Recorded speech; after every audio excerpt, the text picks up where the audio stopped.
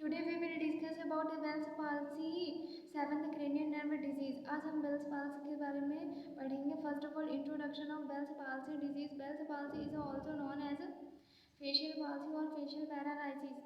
Bell's palsy को facial paralysis भी कहा जाता है. It can occur at any age. ये किसी भी एज में हो सकता है. The exact cause is unknown.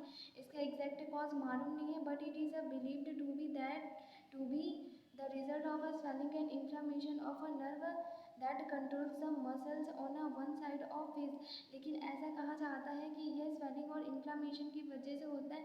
जो नर्व हमारे फेस की मसल को कंट्रोल करती है, उस नर्व में swelling and inflammation की वजह से Bell's palsy disease होता है.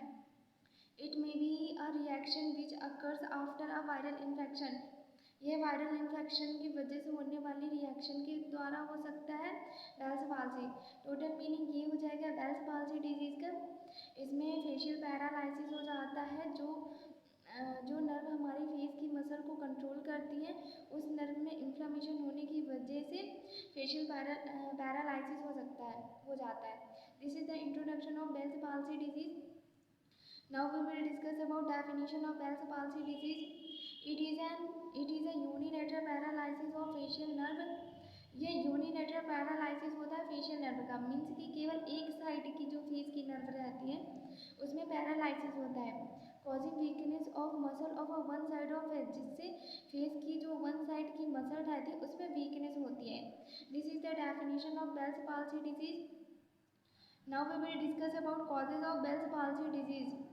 The exact cause of this disease is unknown. इसका exact cause unknown है, but many researchers believe it's most likely triggered by a viral infection. लेकिन researchers का मानना है कि ये viral infection के द्वारा होता है.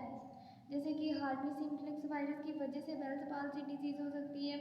Herpes zoster virus can also cause Bell's palsy disease. Sarcoidosis which cause organ inflammation. Lyme disease which is a bacterial infection caused by infected ticks. HIV virus की वजह से हो सकता है. एबेस्टीन बार वायरस की वजह से हो सकता है. These are the causes which is responsible for Bell's palsy disease. Now we will discuss about the clinical manifestations in case of Bell's palsy disease. Drooping of eyes में ड्रूपिंग हो जाएगी. Decrease tearing भी decrease हो जाएगी. Decrease blink reflex decrease हो जाएंगे. Drooling होगा, means elevation होगा. फेशियल मसल में वीकनेस देखने को मिलेगा. पेनफुल आई सेंसेशन, और आई सेंसेशन पेनफुल होगा. फोटोफोबिया होगा, लाइट से डर लगेगा. डिस्टॉर्टेड बॉडी इमेज भी डिस्टर्ब हो जाएगी. This is the clinical manifestations of Bell's palsy disease. Now we will discuss about management of Bell's palsy disease. Analgesics to reduce pain को reduce करने के लिए एनाल्जेसिक्स देंगे. कॉर्टिकोस्टेरॉइड्स to reduce इन्फ्लामेशन को कम करने के लिए कॉर्टिकोस्टेरॉइड्स देंगे. जेंटल मसाज करेंगे. मॉइस्ट हीट एप्लीकेशन का यूज़ करेंगे. Now we will discuss about nursing management to manage Bell's palsy disease. First of all, assess painful location, intensity, radiation and duration. इन सब ने हमने assess करना है. Identify the factors which increase pain and control them. ऐसे factors को identify करना है जिनकी वजह से पेन बढ़ जाता है, और उन factors को control करना है. Administer corticosteroid and non-opioids analgesic to relieve pain and inflammation. Pain और इन्फ्लामेशन से रिलीफ दिलाने के लिए कॉर्टिकोस्टेरॉइड और नॉन ओपियोइड्स एनाल्जेसिक पेशेंट को एडमिनिस्टर करेंगे. Instruct the patient to apply moist heat to face to relief symptoms. और Bell's palsy disease के जो सिम्टम्स हैं उनसे रिलीफ दिलाने के लिए मॉइस्ट हीट को अप्लाई करेंगे फेस पर. Perform and teach facial massage to alleviate feeling of stiffness.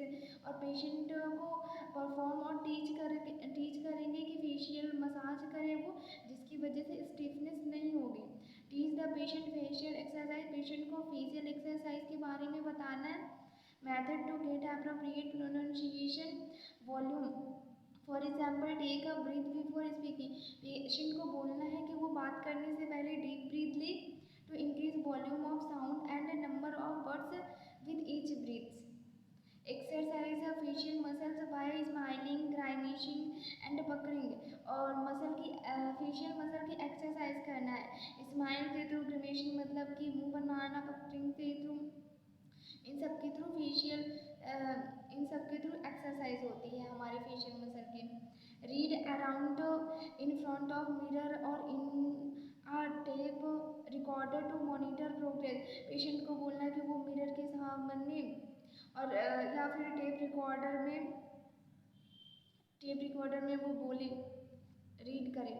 Encourage the family to communicate with patient, और उसकी फैमिली को बोलना है कि पेशेंट से कम्युनिकेट करे। Provide the patient with feedback about any progress. अगर पेशेंट प्रोग्रेस कर रहा है तो उसको फीडबैक देना है, made with verbal communication, because positive feedback increase confidence, क्योंकि हम फीडबैक देंगे तो उससे पेशेंट का कॉन्फिडेंस इंक्रीज होगा। Level and facilitate the patient's ongoing efforts to communicate verbally, और पेशेंट जो एफर्ट्स लगा रहा है कम्युनिकेशन के लिए, उसके लिए पेशेंट को हेल्प मिलेगी। Instruct teach importance of follow up care by rehabilitation team. For example physio occupational speech therapist, जो थेरापिस्ट रहेंगे और फिजियो ऑक्यूपेशनल रहेंगे, उनको कहना है कि वो पेशेंट को टीच करें, इंस्ट्रक्ट करें और इम्पोर्टेंस बताएं फॉलो अप का। We should encourage for energy saving techniques such as sitting to perform activities. Patient को एनर्जी सेविंग टेक्निक्स को बताना, जैसे कि कोई भी एक्टिविटीज वह बैठ के कर सकता है जिससे कि उसकी एनर्जी सेव रहेगी। Limit up and down stairs, encourage और instructor to take balance diet, rest, exercise, relaxation, also develop healthy life style. Provide knowledge about disease, patient को उसकी डिजीज के बारे में नॉलेज देना है। Condition to patient and family members to enhance their coping abilities and decrease anxiety. Consult with occupational therapist and rehabilitation team to enhance the level of overall function and participation in activities. These are the all about Bell's palsy disease. Thank you.